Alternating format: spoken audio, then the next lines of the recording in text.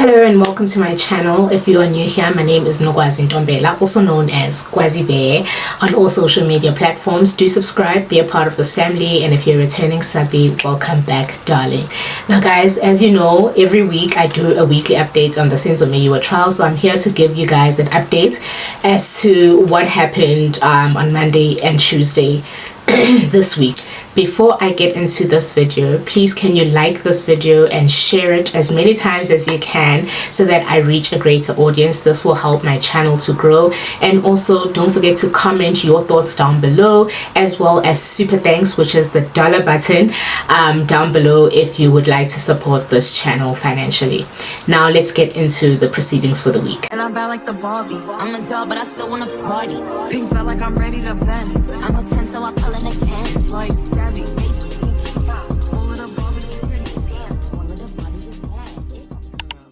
After having an adjournment last week, we were expecting Baloyi to bring an application to call or recall Colonel Steyn onto the stand to clarify some issues that arose with the cross-examination of Pinky Vithellingham.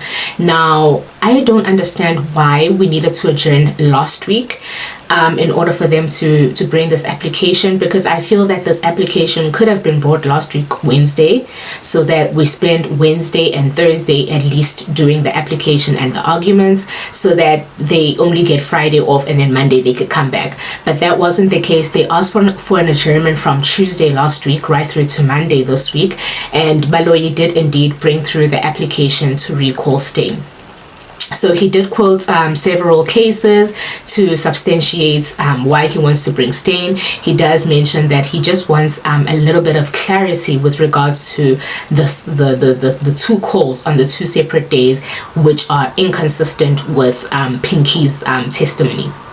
Now, the interesting thing about what Baloyi says about these calls is that he needs to clarify whether they were data calls or phone calls. And I'm going to have an issue with this until actually Steyn comes, because when Steyn laid his evidence, he said that these were MTC and these are received calls, right?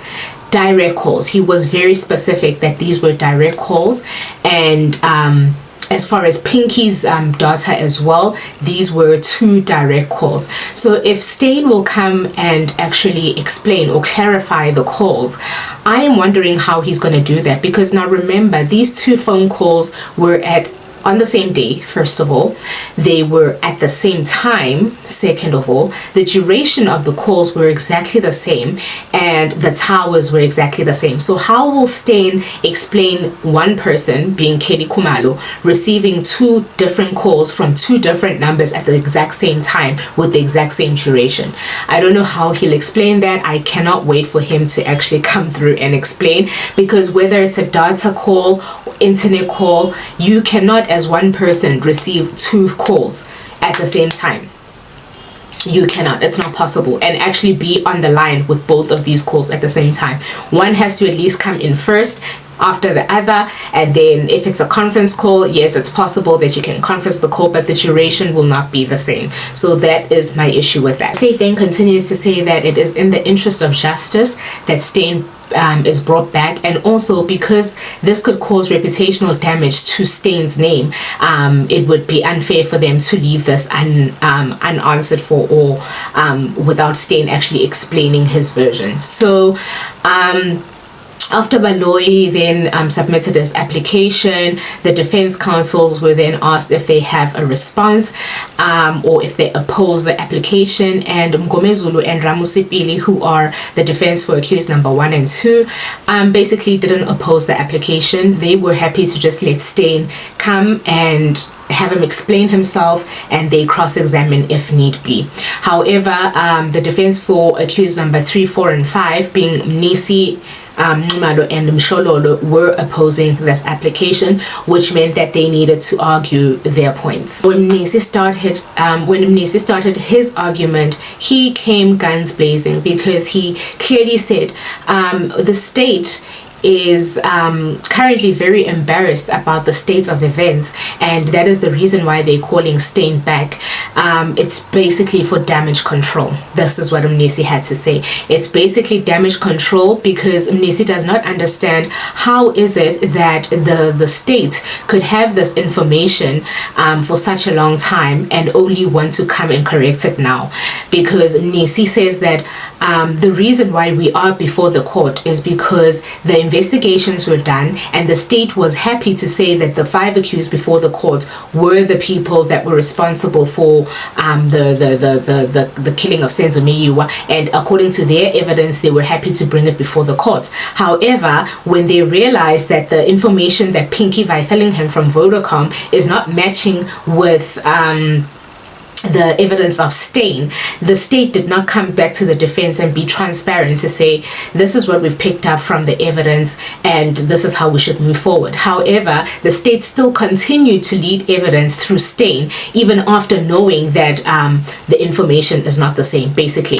So Mnisi says right now the state is 6 feet underground, and if they bring Steyn in to testify or to come clarify, then their case will go even deeper into the ground, 24 feet to be exact. Mnisi then continues and says that the application by the state is baseless, it's procedurally incorrect, and it is unjustifiable as to why they need to bring state. Numalo also argues his point, the defense for accused number 4, and stating that, you know, when Steyn did his work, he clearly said that he was working off of the section 205s. So why is it that the information now is different from the information coming from the section 205, and Pinky being the source of the information? So Numalo's argument was very good as well. And then on Tuesday, so those were the proceedings for Monday. On Tuesday, the 6th of August, Mshololo continued with her arguments, and she also raised some very important points, and she also went as far as saying, you know, Pinky is the source of this information.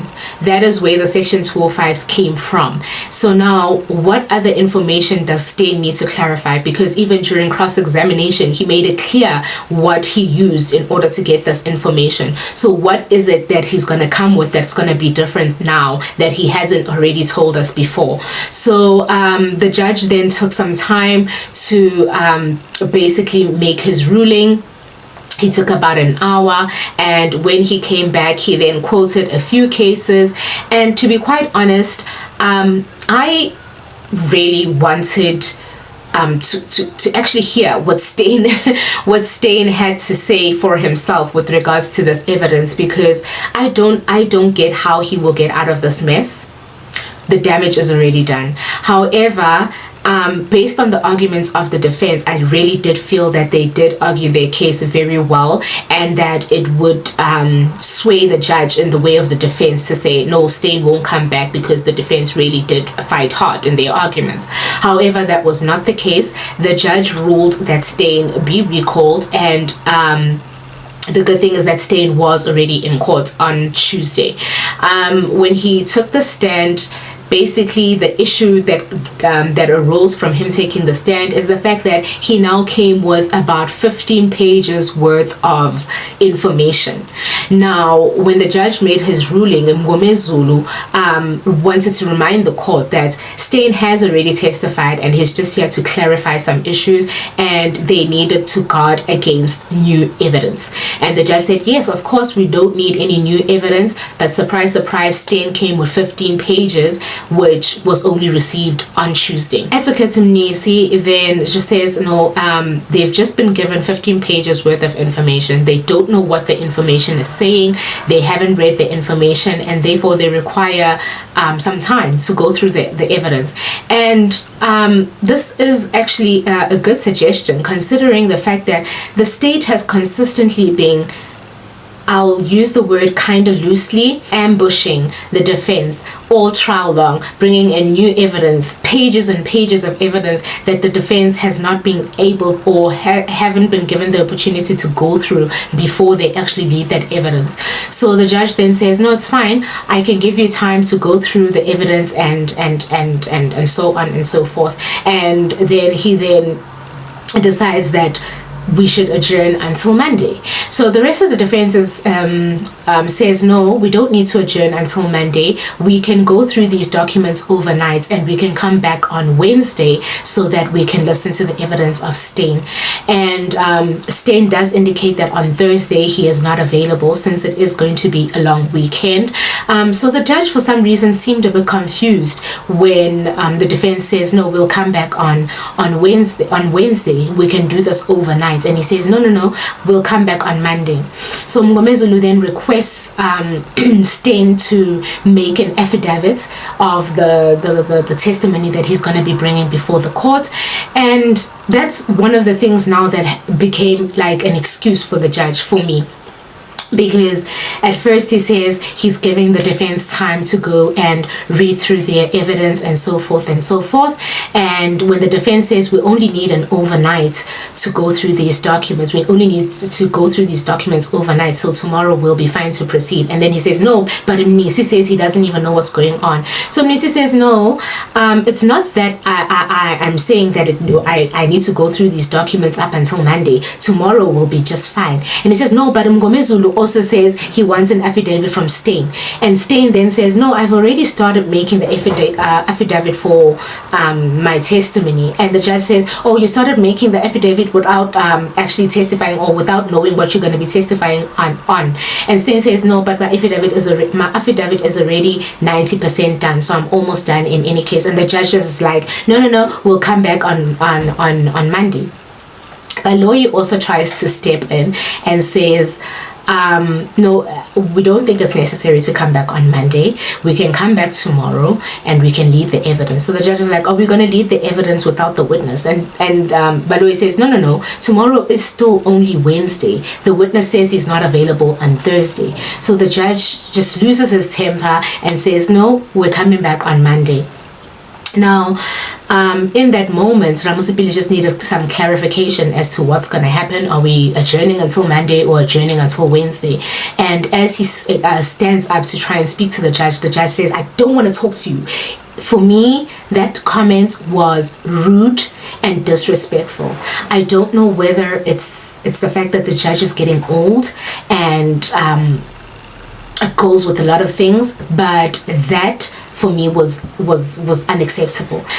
The judge has constantly been so disrespectful to the defense that it's actually starting to rub a lot of people up the wrong way.